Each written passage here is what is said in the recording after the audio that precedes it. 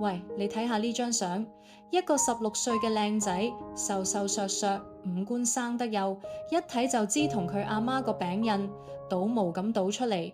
喺學校仲做埋學生主席，又叻又有型，睇落咪一個好普通嘅 Band 1名校仔。但等我話你知佢老豆係邊個，你分分鐘嚇一聲出嚟，佢老豆係香港赫赫有名嗰位富豪大劉劉鑾雄。講到呢度，你實諗咁佢咪豪門公子哥？錯晒，呢個仔同佢億萬身家嘅老豆斷咗成10年，佢係跟住阿媽大嘅，而佢阿媽就係當年俾大劉登報斷絕關係嗰個呂麗君。講開呂麗君，坊間嗰句口頭禪你一定聽過，呂麗君輸咗，輸俾甘比，輸咗個名分，輸到一無所有。講真，佢身家成24億，佢使乜你喺度可憐佢啊？佢真係輸咗嘅係另一樣嘢，而呢樣嘢啊，大劉有幾多錢都好，1蚊都買唔返。呢個故事要由好耐之前一個喺倫敦 LV 店度做嘢嘅女售貨員講起。時間返去上世紀90年代嗰陣嘅呂麗君同豪門2個字根本扯唔上半點關係。佢屋企係做塑膠嘅，老豆喺長沙灣醫局街開咗間美德塑膠，算係個小康之家，有啲家底，但話幾大富大貴就真係冇。佢叻唔叻？講句公道說話，佢真係叻。1998年落選港姐之後，佢冇喊冇鬧，二話不說飛返英國，入讀倫敦大學國王學院 King's College， 一間排得上世界前列嘅名校，一路讀到乜程度？化學哲學博士，你冇聽錯，博士嚟係一個塑膠廠之女，淨係靠自己讀到化學博士，呢個底放喺今時今日都夠晒人企硬。不過呢，真正改寫佢一生嘅唔係個博士銜頭，講嚟你都未必信，係一份散工。喺倫敦讀書嗰陣，呂麗君喺一間療膚名店做兼職售貨員，幫補客使費。偏偏就喺呢間店，佢撞到一個改寫佢下半世嘅男人。話說大劉有次去英國掃貨，行入間 LV， 一眼就睇中咗呢個企喺櫃台後面，樣貌唔算最標青，但勝在純品率直嘅女仔。跟住嘅嘢你估到啦，一個大佢成26歲嘅億萬富豪追緊自己。呂麗君嘅人生坐咗火箭咁升，由一個售貨員搖身一變做埋公司董事，出入名車，身邊人開始恭恭敬敬咁叫佢一聲劉太。佢以為自己降到咗一世嘅歸宿，但呢度我要補一句，坊間有唔少版本話佢當年係處心積慮翹長腳，話佢點討好大劉，甚至返垃圾桶探人哋喜好，挑撥大劉同當時女友分手。我強調反，呢啲係坊間傳聞，從來冇得到證實，聽下就算，唔好當真。總之，呂麗君坐穩咗個位，佢以為故事會一直咁順落去，點知到咗2008年，一個叫甘比嘅女人出現佢手上呢副好牌，就開始一張一張甩出去。故事嘅轉角出喺2008年嗰陣，大劉身邊已經唔止呂麗君一個，仲有一個後生女叫甘比，本名陳海韻，原本係個娛樂記者，後來入咗去做大劉嘅助手，一步一步上位。就喺2008年，甘比同大劉有咗個女，呢個消息對呂麗君嚟講係晴天霹靂。你諗下，佢一直以劉太自居，以為個位坐得穩穩陣陣，點知半路殺出個甘比，仲要擔埋女，佢即刻覺得自己嘅地位俾人威脅緊。換着係平時呢啲嘢忍一忍，穩住陣腳就算，但呂麗君接落嚟做嘅一件事，直頭係親手撕爛咗自己張船飛。佢做咗乜？佢以劉太嘅身份公開出信，質疑甘比個女嘅生父身份。講白啲，就係當眾質疑呢個 BB 係咪大劉親生。哇！呢一招直接踩爆咗大劉個地雷。你要明白，大劉係個咩人？佢可以風流，可以同時有幾個女人，但佢絕對唔接受有人喺公眾面前喐佢啲仔女，質疑佢血脈。呂麗君呢一手本意可能係想守住自己個位，結果適得其反，一時衝動，滿盤皆落。佢係親手將自己推咗出局，而大劉嘅反應狠過所有人想象。佢唔單止公開聲反駁，仲做咗一個好實際嘅動作，停咗呂麗君張信用卡，一個曾經被叫做劉太、出入有人服侍嘅女人，連張卡都俾人 cut 咗。你諗下個反差有幾大？之後嗰幾年關係時好時壞，但裂痕一旦裂咗就再補唔返。終於2014年兩個人秘密分咗手，但真正令全香港譁然嘅係2年之後2016年某一朝，香港人翻開報紙唔係一份，係成7份報章，同一段聲明白紙黑字咁登住，大劉正式宣布同呂麗君一刀兩斷，直言兩人2014年就已經結束，以後淨係為咗仔女嘅事先會聯繫。聲明仲講到佢曾經送俾女嘅珠寶值2億，連現金物業計埋，女身家早就超過20億，根本無需佢任何經濟支持。你想象下嗰個畫面，報攤一疊疊，報紙一份打開係佢，第二份打開又係佢，第3份、第4份、第5份，一個女人由劉太到俾人登報斷絕，佢成段感情，佢個名分就咁1蚊幾毫，印晒喺7份報紙度，任全香港人指指點點。由劉太到報紙上面嗰個被斷絕嘅女人，呢條路佢行咗成10年先上到去，冧落嚟就一招。但你以為佢就咁認輸？佢冇降，佢轉身做咗一件事湊仔。大劉同呂麗君斷咗之後，呢條故事就分裂成2條完全唔同嘅路。先講大劉嗰邊，佢對呂麗君嘅恨唔係講下就算，係一直擺喺台面。去到2023年，大劉開記者會澄清啲傳聞嗰陣，金句連環爆。有記者問佢：呂小姐係咪有機心？佢直情當眾鬧反轉頭，話佢係畫皮入面嗰隻冇心跳嘅 E.T. 外星人，係為咗錢先現真身嘅九尾狐。哇！你聽下啲形容詞，九尾狐、E.T. 外星人，一個男人對住一個同佢生過一仔一女嘅女人，可以講到咁絕，你就知佢哋之間嘅梁子結得有幾深。佢仲講2個人係8年前因為金錢問題反面，自此之後女方就好少俾佢見返嗰對仔女。聽落大劉係個絕情絕義嘅老豆，係咪先？但呢度有個位，你可能估佢唔到，佢鬧阿媽鬧到咁絕，但佢錫個女係真。早喺2014年，大劉已經豪擲3億買咗2顆鑽石俾個女劉秀瑩，仲要係用佢英文名 Joey 嚟命名嘅，一顆9.75卡嘅梨形藍鑽叫 The Zoe Diamond， 一顆10.1卡嘅紅寶石配鑽石胸針叫 Zoe Red。3億啊，俾個女做禮物。唔知秀瑩跳芭蕾舞表演嗰陣，大劉親自送花，仲手寫埋張卡去祝賀個寶貝女。佢甚至提過想陪個女行街揀衫，但一知道呂麗君會同行，即刻就縮衫唔去，驚俾人誤會佢哋復合。你睇呢個咬牙切齒話前度係九尾狐嘅男人，轉個頭係個肯為個女寫賀卡，又驚見到前度嘅老豆。講真，好少人知大劉對住呢個女竟然可以軟心到咁。而最心酸嘅一筆係大劉曾經講過，呢個女唔肯叫佢一聲爸爸，呢件事令佢好心痛。你諗下個畫面，一個億萬富豪可以一擲3億買鑽石，可以送花寫卡，但佢買唔到寫唔到嘅係個女口中嗰聲爸爸。錢真係唔係萬能。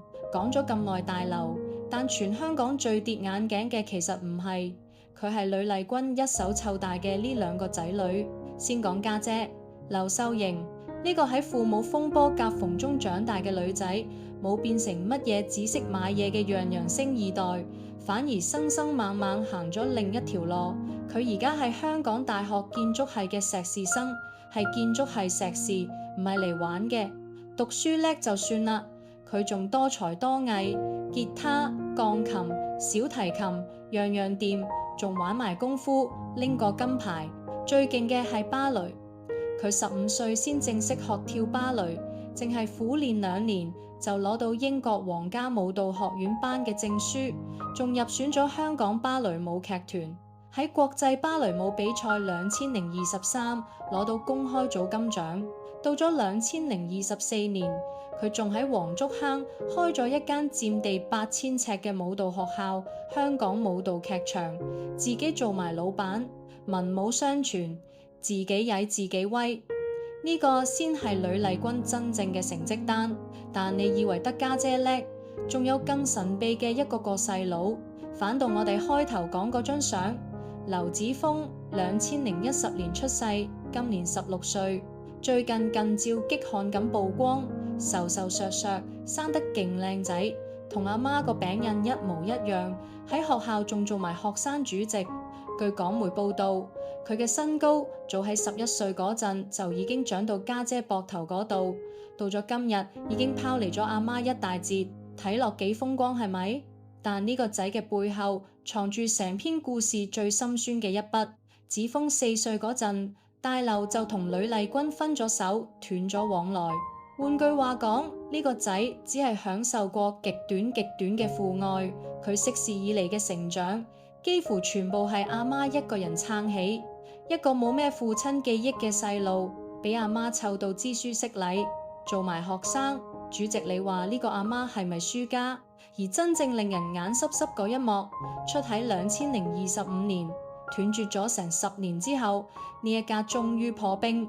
有畫面影到子峰緊緊咁握住病弱嘅父親隻手，家姐秀瑩喺旁邊細心咁睇老豆打理，連金比嗰2個女都喺現場。2個由細到大都被老豆掛喺口邊鬧，被登報斷絕嘅仔女，最後冇記恨，反而走返埋去扶住個老咗病咗嘅父親。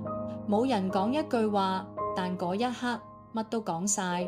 而差唔多同一時間，秀瑩喺婦女節嗰日喺社交平台貼咗張同阿媽嘅合照，寫咗段嘢。佢話女人做嘅好多嘢係唔會被人睇見嘅，啲靜靜嘅犧牲，啲藏喺心底嘅驚。然後佢寫咗一句：真正的力量不必聲張。佢話呢一段係獻俾佢阿媽嘅，一邊係一個老豆登咗7份報紙去斷絕一個女人，另一邊係嗰個女人湊大嘅女喺婦女節公開同全世界講：我阿媽教識我，真正嘅力量唔使出聲，邊個贏邊個輸，到呢一刻開始模糊。10年過去啦，我哋而家反轉頭睇下呢場風波入面嘅3個女人：呂麗君、甘比，今時今日各自過成點？10年風波塵埃落定，我哋逐個嚟數。先講呂麗君，今時今日嘅佢49歲，連個名都改埋叫呂麗琳。佢冇似你想象中咁做咗戲婦就一蹶不振，相反佢活得瀟瀟灑灑。身家港媒估佢手上約24億，除咗當年大劉俾嘅佢，自己投資都有一手，淨係買債券一年收息都過億。1億啊，係收息，係佢瞓緊覺嗰陣都袋緊落袋嘅錢。但佢冇因為有錢就擺款。以前佢唔中意拋頭露面，斷咗之後反而睇開晒，親自落手做公益，仲修身養性，落雨都照樣出去跑步。港媒睇佢睇到順眼，索性送咗個花名俾佢，叫快活嘅脫流者。脫離咗大劉，反而快活咗。你話諷刺唔諷刺？咁佢嘅對手甘比呢？差距大到你唔信。甘比先係呢場仗表面上嘅大贏家。2016年佢同大劉註冊，2018年正式成為名正言順嘅劉太太。大劉對佢嘅評價同對呂麗君係天同地。佢公開讚甘比唔貪錢、單純，唔係壞女人，一直好照顧佢同啲子女，心地善良。呢啲說話大劉一世都冇講過俾呂麗君聽。更重要係錢，甘比手上揸住大劉大部分資產，仲幫手沽大劉啲收藏品，一沽就10幾億。佢嘅身價坊間傳聞去到約700億，700億對24億，數字上面甘比係贏到甩晒。但係呢場仗裏面仲有一個人嘅狀態，最令人唏噓就係大劉自己。呢個曾經喺股市翻雲覆雨嘅男人，仲被外國雜誌列入全球10大藝術收藏家，排第6。佢自己仲嫌低，覺得能排到前3，但風光歸風光。佢而家身體大不如前，佢做過換腎手術之後，身體一度好返，但健康警號一直冇停過，中間仲傳過佢病重，甚至有媒體誤報佢離世，搞到公司要急急出嚟澄清。早幾年有畫面影到佢高大嘅身軀已經有啲佝僂，成個人透住疲憊。錢佢一世都唔缺，但歲月同病痛係佢用幾多個700億都買唔返嘅嘢。講返成頭家，大劉一生風流，同3個女人埋一齊有7個仔女。前妻寶詠琴生嘅劉鳴煒、劉秀容，呂麗君生嘅劉秀瑩、劉子峰，甘比生嘅劉秀華、劉仲學，同埋細女陪喺大劉身邊嘅係甘比嗰3個。呢7個仔女各有各路，你梳一梳就知呢個豪門有幾複雜。最低調嗰個係大劉同前妻生嘅大仔劉鳴煒，佢係長子，某程度上係接班嗰位，但佢做人極之低調，試過帶住一對仔女去遊樂園，父子3人輕裝上陣，身邊連一個保鏢都冇。同呂麗君、甘比出動就一堆保鏢護駕嘅排場，差天共地。佢低調到咩程度？有記者打去問佢老豆健康，佢二話不說就救咗線，一句都唔肯表態。但低調歸低調，涉及到錢，呢個長子企得好硬。坊間一直有講，大劉早就預咗一筆錢俾甘比同長子鳴煒留嚟同呂麗君嗰邊打官司用，即係話呢個豪門表面破冰，底下嗰盤帳根本未埋單。至於甘比嗰個仔劉仲學就同子峰成個對比，子峰瘦削靚仔，仲學就斯斯文文，戴眼鏡，身形圓潤啲。兩兄弟同父異母，一個跟住億萬老豆喺豪宅長大，一個跟住阿媽喺外面打拼，行嘅根本係兩條路。而到咗2017年，大劉正式分身家，結果佢同白手起家嘅前妻所生嗰對仔女分到嘅遠遠唔及甘比嗰邊嘅子女，親疏有別。喺豪門裏面，從來都係明碼實價。呢7個仔女，有人含住金鎖匙出世，有人喺夾縫度長大。但講到一個阿媽喺冇咗個男人之後，淨係靠自己湊出2個又叻又企得直嘅仔女。講返轉頭，呢個人係呂麗君，所以我哋問返開頭嗰條問題：呂麗君佢真係輸家咩？我哋成日鍾意分輸贏，喺呢場豪門角力入面，數字係好清楚嘅。甘比贏咗個劉太嘅名分，贏咗動輒700億嘅身家，贏咗大劉臨老身邊嗰個位，呢啲呂麗君全部冇。但如果你將鏡頭由銀行戶口 move 去到屋企客廳，你會見到另一張成績單。甘比贏咗劉太個銜頭，贏咗700億，呂麗君輸咗個銜頭。但佢湊出2個唔使靠老豆個姓，唔使靠老豆啲錢都企得直嘅仔女，一個港大建築碩士、芭蕾金獎、自己做老闆嘅女，一個冇乜父親記憶但都讀到書做到學生主席嘅仔，邊樣先叫贏？呢條數冇標準答案。有人話名分同身家先係實際，有人話仔女成才先係一世。我淨係知道一樣嘢，身家定仔女呢條數，大劉到今日都未必計得清。好啦，今集就講到呢度，你又覺得呂麗君係贏定輸呢？留言區話我知。鍾意呢類香港豪門故事嘅，記得訂閱空中，我哋下集再傾。